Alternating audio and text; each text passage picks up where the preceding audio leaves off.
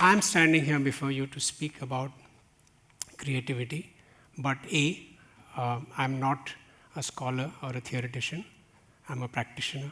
B, the moment you hear the word creativity, you conjure up these very fuzzy, woolly images. I'm going to be as specific as possible and present examples that all of you can relate to. And 3, when I ask questions which might look arrogant, it's not because I know the answers. I ask those questions because questions are more powerful than answers. So to begin with, a definition of creativity. So the best definition I've got is from a French geologist, paleontologist, priest, philosopher. His name was Pierre Teilhard de Chardin. And the definition that he gave of creativity was just 3 words in French and 5 in English. So he said, to create is to unite. I find this very simple yet profound because just those 5 words allows us to deal with the many dimensions of creativity and the multiple levels of creativity. For instance, at a physical level, sperm meets egg, and 9 months later, voila, a beautiful baby is born. By the way, the average time of the Indian male between the sperm going in and meeting is about 4 minutes. So much for the time for us being known as the land of the Kama Sutra. So I know that. So that's at the physical level. At the mental level, there's another very elegant definition of creativity, which comes from another author called Arthur Koestler. He says creativity combines 2 hitherto unconnected frames of reference and create a totally new frame of reference. Right? So, for instance, here I was coming out of Andheri railway station on a hot summer afternoon, and I hear this guy shout, "Hey, lal baraf khao, ajao, lal baraf khao. Come, have some red ice." What do you think he was selling? Yes, so he was selling watermelon, cubes of watermelon. So he had joined the redness of watermelon and the coldness of an ice cube and created this irresistibly delicious image inside our head. Humor is very good at connecting totally unconnected frames of reference. Here is my favorite humorist. Anybody knows him? No? No? Yes? Groucho Marx, of course. Groucho Marx is famous for making completely unconnected frames of reference. So there is this film, I forget the name, where his 3 brothers come running into his house because they are running away from a cop, and the cop comes running after them and they are hidden, and the cop says to Groucho, so okay, if you're saying that your brothers are not hiding here, and if you're all alone, then how come the table set for 4? So Groucho completely deadpan says, so what, the table set for 4? The alarm set for 8. Completely unconnected. There is no clue. The cop has no clue what he's talking about. So Groucho, I know if you like puns, puns are very difficult to make. So I know of only 2 triple puns. And Groucho has done a triple pun, which is also the funniest triple pun. So he says, time flies like an arrow, fruit flies like a banana. Yeah? You have no clue what this whole thing is. You have to process it really hard. So this is creativity at the mental level. Then you have creativity at the spiritual level. So you have individual consciousness merging with universal consciousness, and it gives rise to a totally different species of human being. A human being who really is no longer trapped by, sorrow and anger and disappointment, all of that things. So for instance, when after many months of meditation, when the Buddha actually attained enlightenment, he was silent for many days. And the first words that he uttered, Aneka Jati Sansaram, it's a beautiful 6-line shloka in Pali. What he, in essence, he said was, the house of craving has been dismantled.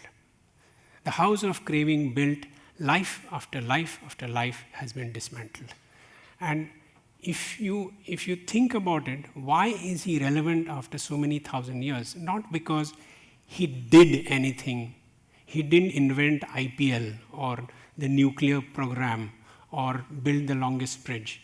He's still relevant today because of what he was. He was undivided inside his head.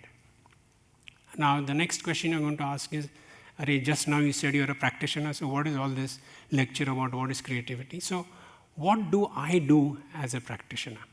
So, my day job as a practitioner of creativity is as a brand consultant. So, there the work that I do is problem solution.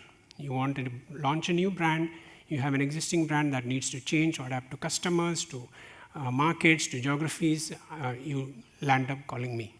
But the one job which I really am proud of involved being part of, so that is problem solution. So the one job that I'm really proud of in this area is being part of the committee that create the brand strategy for the brand name and the identity for a brand that is now become the game changer for 1.25 billion people. And that brand is Aadhaar. And I mention Aadhaar over all the 200 odd brands that I've worked on because it is, I don't know whether you know this, it is the world's largest biometric identity database. It's 10 times the size of the second largest database on earth, which is the FBI.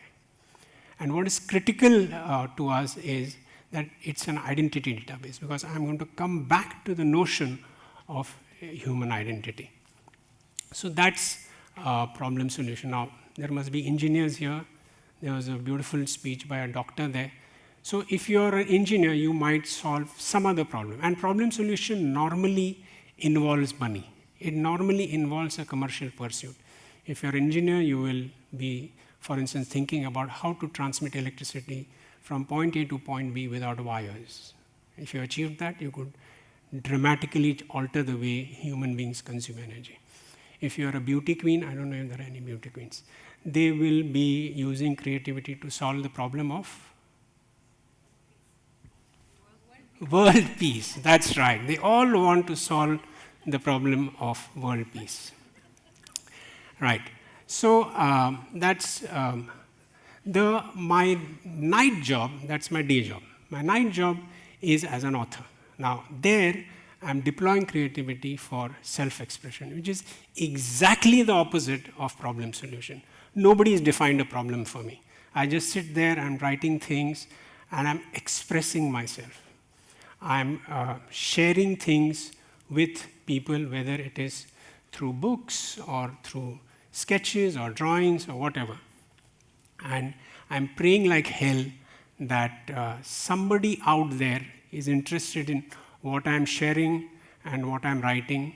I must admit my prayers have been pretty unsuccessful. Even my pet dog refuses to read my books. She falls asleep. In fact, Groucho said very famously that outside of a dog, a book is man's best friend, and inside a dog, it's too dark to read anyway. So I'm hoping all of you will rush outside and buy my books there, so my publisher will allow me to write the third book, and therefore I will end up being the only author with 3 failed books instead of 2. Right? My night job, my day job, night job, my life job, and I think that should be the life job of any human being who has enough to eat and shelter, is self-dissolution, which is the exact opposite of self-expression. So I meditate daily, and the whole attempt is to have a glimpse of a state which is beyond the physical or the mental. Having done all of these, now we have got this thing set up. are there any myths about creativity? I think, can I be creative all the time? Is there a way to increase my creativity? There are many which I can't deal with right now. But I think the biggest myth about creativity is mistaking talent for creativity. Look at Pammi auntie's daughter, how well she sings. Oh my God, Mozart played the violin in front of the Queen when he was 5, and look at you, idiot. Now, talent is good, but you can be very talented as an artist, but very mediocre as a human being. Anybody knows this gentleman? Picasso. So, Picasso painted this famous painting. You know the name of this painting too? Guernica. So, it's huge. It's 20 feet by 30 feet. My wife and I have stood in front of it in awe. And he painted that painting to induce the horror of destruction and war in the heart of the viewer. That is Picasso as an artist. But as a human being, you know what he said to his girlfriend? He said, there are only two types of women, goddesses and doormats. Now, this attitude led to what? Out of the 7 women in his life, 2 committed suicide and 2 went mad. So my question, who contributed what? The artist who painted the painting that was meant to induce the horror of war, or the human being who created war inside his house? The violence on the battlefield is that different from the violence inside the house? The next question people ask me is, okay, but I want to be creative. Are there any enemies of creativity? Yes, there is an enemy of creativity employed full time by the 2 biggest institutions in our lives, family and school. And the name of the enemy is comparison. So just as you are growing up with your sister, your mom comes home and says, look at her room, how neat, and look at you. You're like a jungly. And maybe I'm meant to be a jungly. Maybe I will be like Einstein. I will be untidy, but I'll think of the second theory of relativity. Then you land up in school and they say, look at Dhairya's handwriting, so elegant, so beautiful, and look at you, chicken feet on the paper. Maybe I'm supposed to be like the greatest flautist on earth. So, comparison will destroy creativity. Now that we've got those 2 things out of the way, I want to present the opposite of to create is to unite. So if to create is to unite, what is the opposite? The opposite is to divide is to destroy. And in how many ways do you and I divide things? Indians are specialists in dividing things. There is this notion of caste. Yes, it exists in some other Southeast Asian nations, but we are specialists in dividing ourselves by caste. So, if I ask you, where is that caste? Can you show it to me? Can you smell it? Can you taste it? Can you touch it? Can you feel it? Can you hear it? No, it's just somewhere inside my head. And yet, we believe in that caste. When I say, show me your Aadhaar identity, that's there. You can see it. It's touchable, it's feelable, it's tangible. Those 2 iris scans and the thumb screen, they are yours and yours only. But caste, I don't know where it lies somewhere. And yet, I don't know if you know the statistics, every single day we Indians kill Indian women, burn Indian houses, and make children homeless every single day based on caste. In the year 1947, a gentleman called Cyril Radcliffe drew a line on a map and broke one landmass into 2 ideas. One idea was called India, the other idea was called Pakistan. This led to the biggest human migration in the history of mankind.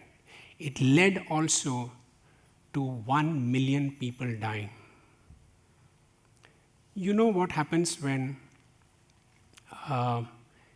when you're watching a cricket match and the third umpire wants to make a decision, what he does? He slows down the video.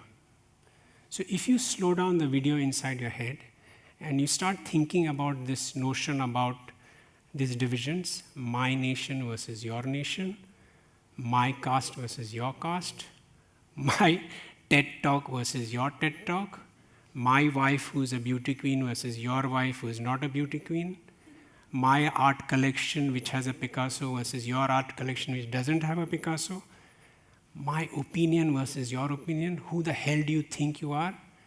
When you look at that, slow down that video and you look at it, you realize that the division is not outside at all. The division is inside our head. My, mine, I.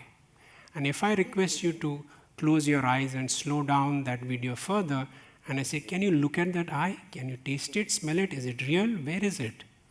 And if you look at it more and more, you realize that it's actually just memories. Yes, we have been given this big theory about conscious mind, unconscious mind. Leave the theory aside.